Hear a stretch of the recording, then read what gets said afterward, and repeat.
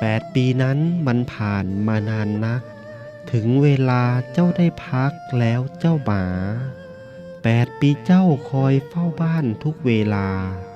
เจ้าเป็นหมาเป็นมิตรจนวันตายหมาเป๊ปซี่ไม่มีแล้วสำเนียงเห่า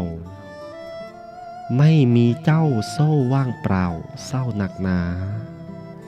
ไม่มีหมาคอยต้อนรับยามกลับมาถึงเวลาสวรรค์พรากหมาจากไกล